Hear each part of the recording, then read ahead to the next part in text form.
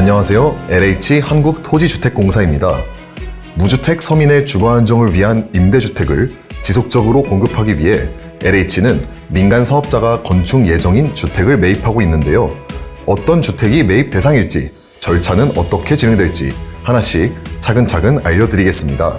우선 이번 공고는 서울 전 지역에 19세대 이상 건축 예정이거나 건축 중인 주택을 대상으로 합니다. 총 매입 목표는 약 16,900세대로 다가구, 다세대, 연립, 아파트, 도시형 생활주택, 오피스텔 등 다양한 주택 유형이 포함되며 입주 대상도 일반형부터 청년형, 신혼형, 고령자형, 등등 정수형까지 골고루 포함됩니다. 매입 약정에 따른 절차는 총 4단계로 진행됩니다. 서류가 이상 없이 접수되었다면 제출해주신 서류를 바탕으로 서류 심사를 진행합니다. 매입제 사유 해당 여부 등 여러 사항을 면밀히 검토하며 서류 심사 통과 시 비로소 매입 심의에 상정됩니다. 매입 심의 통과가 되면 가격 산정 절차를 거친 뒤 산정된 매매 대금을 바탕으로 약정을 체결합니다. 현재 서울지역본부에서 진행 중인 약정 공고가 2가지인 것을 확인하셨을 텐데요.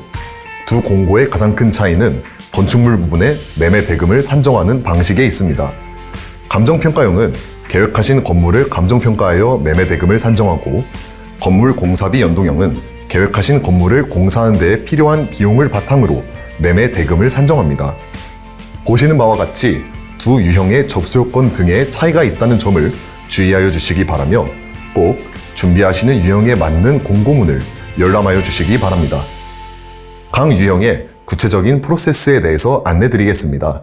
먼저 감정평가형부터 살펴볼 텐데요. 매도 신청 이후 서류 심사 및 탁상 감정평가를 진행하고 매입 심의를 진행합니다. 매입 심의에서 통과할 시 탁상 감정 금액과 함께 심의 때 제시된 조건 사항들에 대한 안내가 이루어집니다. 조건 사항을 바탕으로 도면 협의를 진행하며 약정 금액 산정을 위한 1차 감정평가를 진행합니다. 이때 감정평가 진행을 위해서는 토지주의 감정평가 동의서가 필요합니다.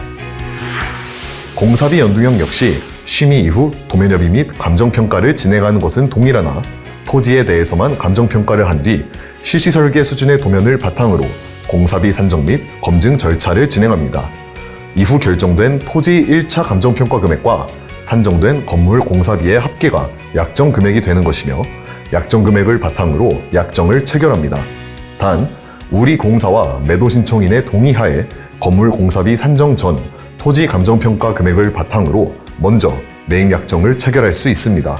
이후 공사비가 확정되면 토지와 건물 공사비를 포함한 금액으로 변경 약정을 체결합니다.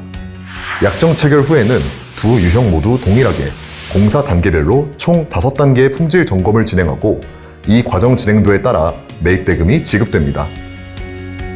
다시 절차로 돌아와서 먼저 2단계 품질 점검 이후 약정 체결 시에 산정한 매매 예정 금액을 바탕으로 매입 약정금이 지급됩니다. 이후 4단계 품질 점검이 완료되면 2차 감정평가를 진행하고 공사비 연동형의 경우 설계 변경과 물가 연동을 반영한 최종 공사비 상정을 진행합니다. 이 금액을 바탕으로 매매 계약을 체결하며 계약금을 지급하고 5단계 품질 점검까지 완료될 시 잔금이 지급됩니다. 다음으로는 토지분 선금과 착수금에 대해 설명해 드리겠습니다.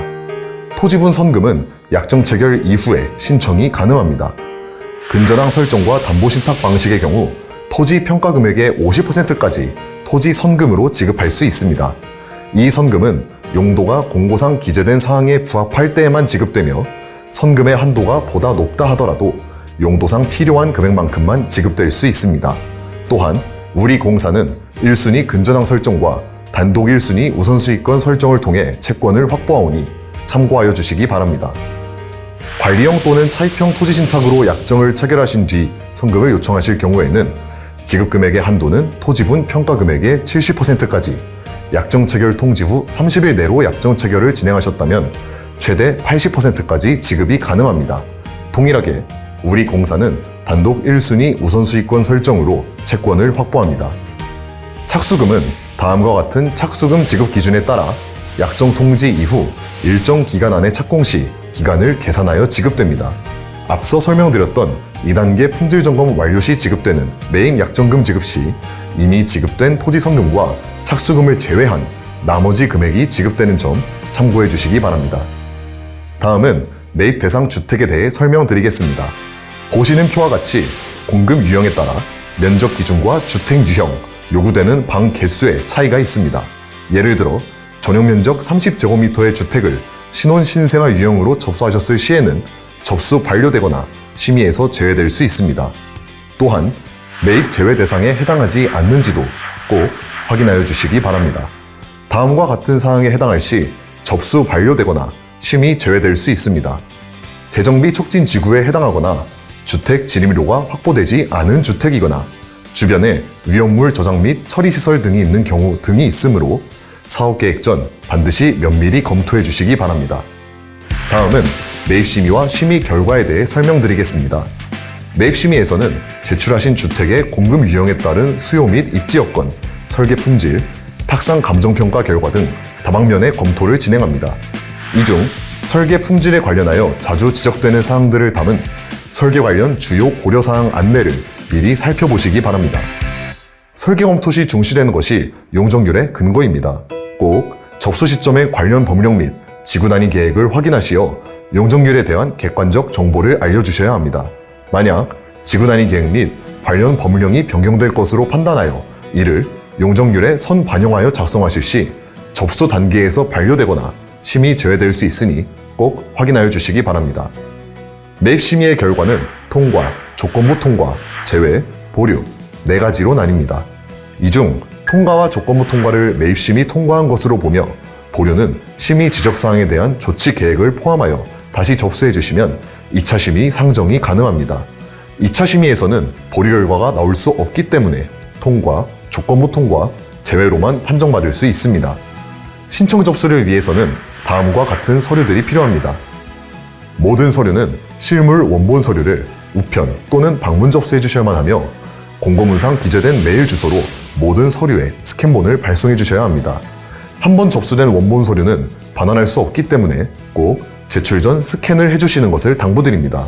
또한 스캔본 발송 시점이 아니라 원본 서류의 접수 시점을 기준으로 접수 순번이 부여됩니다.